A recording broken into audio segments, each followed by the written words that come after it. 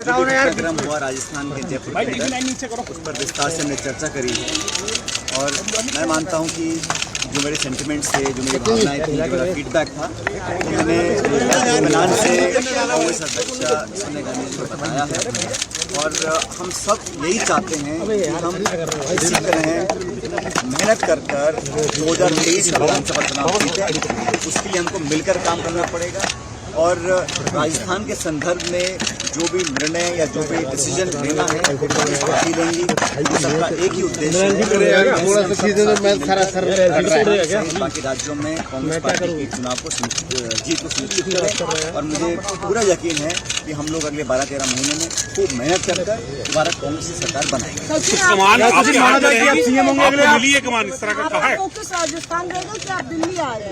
मैंने कई बार मैं पहले भी कह चुका हूँ कि मेरी पहली प्राथमिकता है कि हम 30 साल से राजस्थान में 5 साल कांग्रेस 5 साल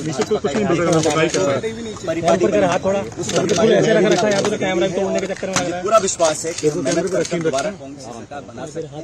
2023 में कांग्रेस की सरकार कैसे विपरीत हो, ये हम सबका सामूहिक प्रायोरिटी है। हमारा देश और उस दिशा में जो भी काम करना है, जो भी आने वाली रणनीति बनानी है, उस पर विस्तार से चर्चा हम लोगों ने करी है। हमारे एआईसीसी के जो नेता हैं और कांग्रेस प्रेसिडेंट हैं, उनसे हमने खूब मिलकर अपनी बातों को रखा है, अपनी भावनाओं को पहुंचाया है और राजस्थान के संदर्भ में मैं समझता हूं सकारात्मक जो निर्णय लेने होंगे वो कांग्रेस पार्टी पहले लेंगे। मुख्यमंत्री कौन होगा? मुख्यमंत्री कौन रहेगा?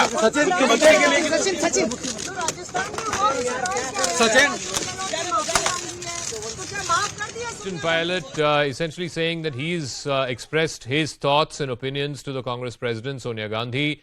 He's also said that whatever decision needs to be taken will be taken by the Congress High Command vis-a-vis Rajasthan is concerned.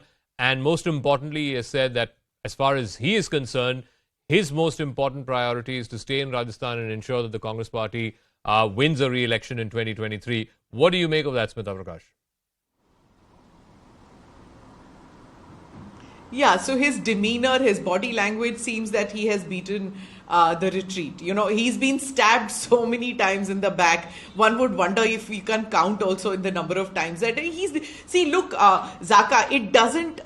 patience is something that he has to have till a couple of months more, right? So it is, the advice must have been given to him because after all, it is not in his grain to make the switch to the BJP, which everybody says, "Arey, kyun nahi jata BJP mein?" It's not in his grain. See, he was born into this party. It is different from Scindia. Many people say, why doesn't he make the switch like Scindia?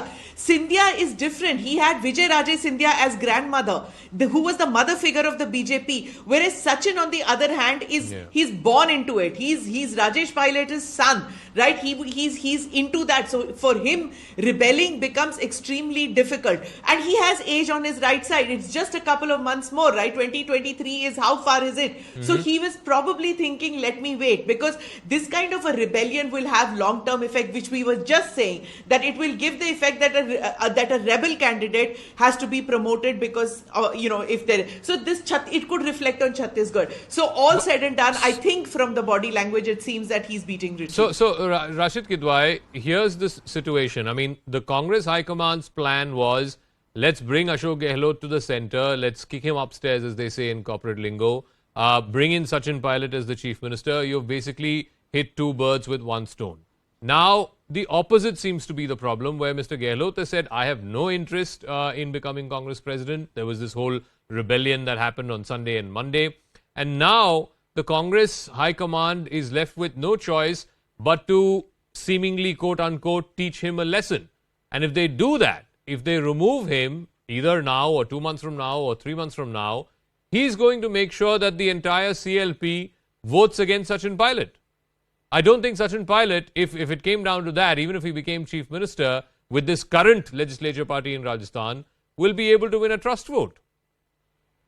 Zaka, in some ways, this kind of formulation is an exaggeration, because since the time of Devraj Ars, there's been no chief minister, to my knowledge, who enjoyed, support in the Congress legislature party. They all have been throughout the, ages of 80s, 90s, till date, have been, even when Rajshekhar Reddy was killed in a air crash, Jagan Mohan Reddy and his family, Jagan wanted to become CM. Even they could not muster that kind of majority support. It was after election, of course, everything changed. So what I'm saying is, this is the history of a legacy of Congress.